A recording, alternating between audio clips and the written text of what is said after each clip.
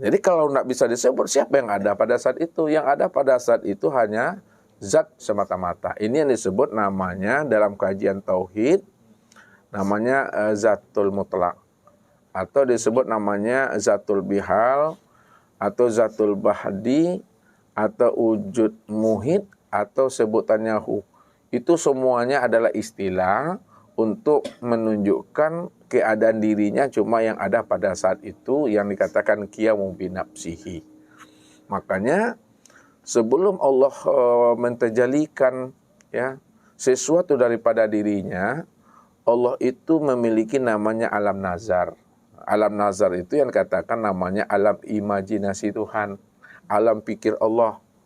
Nah, apa kata Allah di dalam alam pikirnya ingin menciptakan sesuatu daripada dirinya supaya dia bisa dipuji, diagungkan, ya, sehingga ada yang menyembah dan ada pula yang disembah, ada yang dipuji dan ada pula yang memuji. Maka ketika itu Allah mengatakan di dalam kalam batinnya, di dalam imajinasinya atau alam nazarnya namanya, kata Allah itu kuntu kanzan mahfian wa ahbabtu an wa'rafah wa khalaqtul khalqa li'arifani. Aku ini adalah perbendaharaan yang tersembunyi. Ya. Wa ahbabtu an wa'rafah. Nah, lalu aku ingin dikenal, ya. Karena aku ingin dikenal siapa diriku yang sebenarnya. Nah, kalau aku ini Tuhan, lalu siapa yang akan menjadi hamba? Nah, kalau aku hamba, siapa yang akan Tuhan? Jadi ketika itu Allah bernazar di dalam nazarnya sendiri, alam pikirnya sendiri. Makanya nazarnya Allah itu, alam imajinasinya Allah itu, ya, itu ada 3 dia. Yang pertama disebut namanya alam azali. Nah, alam azali itu ini diturunkan Allah atau terbit daripada alam raf-raf namanya. Ketika Allah berada di azalinya atau di raf-rafnya, disitulah dikatakan dia mengingat akan dirinya sendiri. Nah, bahasa dia ingat dengan dirinya sendiri, ini yang dikatakan puji kodim bagi kodim. Ya, puji Allah bagi Allah. Kenapa dikatakan puji kodim bagi kodim atau puji Allah bagi Allah? Karena tidak ada diri yang lain selain daripada dirinya semata-mata. Ini yang disebut namanya alam azali. Dia dalam kesendirian.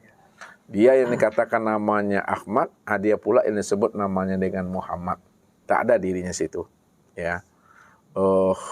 Yang lainnya, melainkan hanya dirinya semata-mata. Ini disebut namanya alam azali. Nah, dari alam azali ini turun kepada alam suluhul qadim namanya. Sulhul qadim itu ini yang disebut namanya menimbang. Nah, menimbang itu kalaulah aku ciptakan sesuatu daripada diriku, ya, nanti dia pula yang mengatakan dirinya Tuhan. Ya, mengaku pula dirinya nanti Allah. Tapi kalau tidak aku ciptakan sesuatu daripada diriku, tidak ada pula yang memuji akan diriku.